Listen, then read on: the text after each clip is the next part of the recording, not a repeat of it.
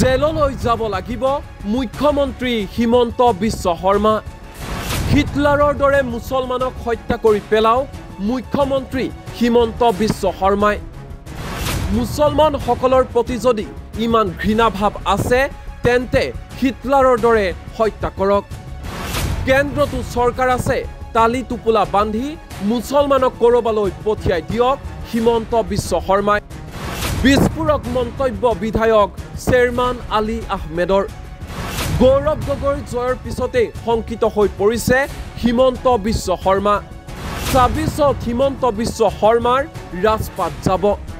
হিমন্ত বিশ্ব শৰ্মা আজি শংকিত আৰু সেয়ে যি মন যায় তাকে কৈছে। ২০২৬ত চৰকাৰ সলনি হ'ব, জেললৈ যাব লাগিব হিমন্ত বিশ্ব শৰ্মা। মুখ্যমন্ত্ৰীয়ে সদায়ে ঘৃণাৰ টোপোলা লগত লৈ ফুৰে। যোৰহাটত গৌৰৱ গগৈৰ বিজয়ৰ পিছতে টোপনি নোহোৱা হৈছে মুখ্যমন্ত্ৰী হিমন্ত বিশ্ব শৰ্মাৰ। সংবিধানৰ শপত লোৱা মুখ্যমন্ত্ৰীৰ বিৰুদ্ধে আদালতে নিজাববীয়া গোচৰ ল'ব লাগে। মুছলমানক লৈ কৰা মুখ্যমন্ত্ৰী হিমন্ত বিশ্ব শৰ্মাৰ মন্তব্যৰ প্ৰতিক্ৰিয়া শ্বেৰমান আলী আহমেদৰ। শুনো আহক কি কৈছে শ্বেৰমান আলী আহমেদে। মানুহখিনিৰ প্ৰতি যদি ইমানেই ঘৃণা, তেতিয়াহ'লে আমাৰ সংবিধান অনুসৰি এই মানুহখিনিক হয় হিটলাৰে কৰাৰ দৰে গেছ চেম্বাৰ বনাই মাৰি পেলাওক, নহ'লে আপোনালোকৰ কেন্দ্ৰত চৰকাৰ আছে, এই মানুহখিনিক ক'ৰবাত টালি টোপোলা বান্ধি পঠাই দিয়ক। সেইটোতো পৰা নাই। তেওঁ সংখ্যালঘু বুলি কোৱা নাই, আচল শব্দটো কৈছে বাংলাদেশীয় মূলৰ শব্দহে কৈছে। এতিয়া চাওক, এইটো নতুন কথা নহয়। তেওঁ বিজেপিত যোগদান কৰাৰ পিছৰ পৰা যোৱা 10টা বছৰে সদায় তেওঁ ঘৃণাৰ টোপোলা এটা লৈ ফুৰে আৰু এই মানুহখিনিক তেওঁ গালি পৰাটো আগতেও বিভিন্ন বিশেষণ দি এই মানুহখিনিক গালি পাৰিছে।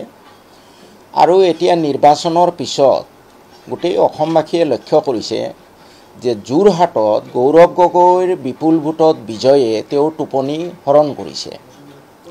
তেওঁ আচলতে নিজৰ অস্তিত্বলৈ শংকিত। ২৬ত যে তেওঁ ৰাজপাত যাব আৰু তেওঁ যে জেলত যাব লাগিব, তাৰ কাৰণে তেওঁ যথেষ্ট উদ্বিগ্ন হৈ আছে।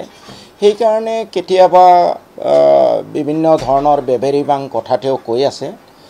মই মুখ্যমন্ত্ৰী মহোদয়ক প্ৰশ্ন কৰিব খোজোঁ যে এই মানুহখিনিৰ প্ৰতি যদি ইমানেই ঘৃণা, তেতিয়াহ'লে আমাৰ সংবিধান অনুসৰি এই মানুহখিনিক হয় হিটলাৰে কৰাৰ দৰে গেছ চেম্বাৰ বনাই মাৰি পেলাওক, নহ'লে আপোনালোকৰ কেন্দ্ৰত চৰকাৰ আছে, এই মানুহখিনিক ক'ৰবাত টালি টোপোলা বান্ধি পঠাই দিয়ক। সেইটোতো পৰা নাই। 10 বছৰ আপোনাৰ মোদী আছে, আপুনি আছে। গতিকে মুখ্যমন্ত্ৰী মহোদয়ক মই ক'ব খোজোঁ যে যিটো হ'বলগীয়া আছে অৱধাৰিত ২৬ত, এইটো লৈ আৰু ইমান আপুনি উদ্বিগ্ন হৈ বেবেৰিবাং কথা কোৱা বন্ধ কৰক। আৰু এটা কথা, কোৰ্টে নিয়মতে সুমোটো কেছ ল'ব লাগে। তেওঁ শপত লৈছিলে সংবিধানৰ নামত যে মই কাৰো প্ৰতি, কোনো জনগোষ্ঠীৰ প্ৰতি বিদ্বেষ নৰখাকৈ মই কাম কৰিম। আজি তেওঁৰ প্ৰতিটো বাক্যই বিদ্বেষ, ঘৃণা, বিদ্বেষ যোৱা 10টা বছৰে প্ৰকাশ পাই আহিছে। আচলতে কোৰ্টে সুমোটো কেছে ল'ব লাগিছিলে। তেওঁ মুখ্যমন্ত্ৰী হৈ থকাৰ যি অধিকাৰ, নৈতিক অধিকাৰ তেওঁ হেৰুৱাই পেলাইছে। সংবিধানক অৱমাননা কৰিছে। তেওঁ নিজে ভগৱানৰ নামত খোৱা শপত তেওঁ উলংঘন কৰিছে। এই জনগোষ্ঠী, মুখ্যমন্ত্ৰীয়ে যিসকলক বাংলাদেশী মূলৰ কৈছে, তেওঁ ইতিহাস জানে। বাংলাদেশৰ সৃষ্টিয়ে হৈছে 1971 চনত আৰু 1941 চনত অসমৰ বৰ্তমান ভৌগোলিক পৰিসীমাৰ ভিতৰত যি জনসংখ্যা আছিলে তাৰ 25.72% মুছলমান আছিলে আৰু 1971 চনত কমিকৈ 24.56% হৈছিলে। মুখ্যমন্ত্ৰী এই ইতিহাস জানে, জানিও তেওঁৰ ৰাজনৈতিক উদ্দেশ্য প্ৰণোদিতভাৱে এইবোৰ কথা কৈ আছে। আৰু মই এই জনগোষ্ঠীৰ মানুহখিনিক এটা আহ্বান জনাব খোজোঁ যে আপোনালোকে এইবোৰ গালি সপনিক আপোনালোকে প্ৰত্যাহ্বান হিচাপে লওক। প্ৰত্যাহ্বান হিচাপে লৈ আপোনালোকে শিক্ষা দীক্ষাত গুৰুত্ব দিয়ক আৰু ব্যৱসায় বাণিজ্যত গুৰুত্ব দিয়ক। বাকী কোনে কি ঘৃণা বীজ সিঁচি থাকে, সিঁচি থাকক, আপোনালোকে মন কাণ দিব নালাগে। নিজে যি মূৰ্খামিৰ পৰিচয় দিছে আৰু যদি তেওঁ ভাবিছে যে অসমৰ সকলো ৰাইজ মূৰ্খ, তেতিয়াহ'লে তেওঁ নিজেই মূৰ্খৰ ৰাজ্যত বাস কৰিছে। আজি উন্নয়নমূলক যিবোৰ কাম কৰা হয়, গোটেইখিনি ৰাইজে দিয়া টেক্সৰ অংশহে।